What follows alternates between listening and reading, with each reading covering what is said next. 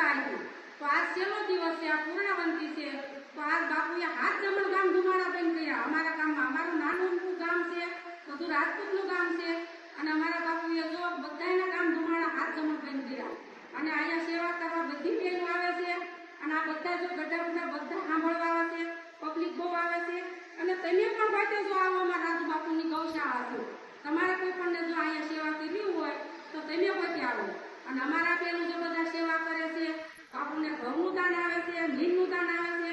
તો તમારે પણ ગૌશાળામાં નીરનું દાન કરવું હોય તો કોઈ પણ તમે અહીંયા દાન કરવા આવી શકો છો. આ અમારા રાજુ બાપુ છે, અમારે ઘણા ખરા બહેનો બધા એમના ગુરુ છે. એટલે અમારા ગુરુના આશ્રમે અમારે ખરેખર બહુ સારી સત્તા બેઠી છે, ભાગવત બેઠું છે. આ ભાગવતનું ભાગવત પૂરું છે, અને બાપુ રાકેશમણ ગામ ધુમાડા બંધ કર્યા છે. એટલે તમે બધી અમારા બાપુના આશ્રમે આવો, અને આશ્રમને અમારે જમાવાનો છે, આગળ વધારવાનો છે. તો તમે બધા આશ્રમે અહીં આવો અને બાપુને ગાય કથા અને આ બધી સેવાઓ બધા બેન સેવા કરે છે. અને આ અમારું જો ઘરનું નામ બચાવ્યું છે, અને આ ફોટા બધા ભાગવતમાં મૂક્યા છે. અમારા ગામના જે રિયલ હોય આપણે એ બધાના ફોટા મૂક્યા છે.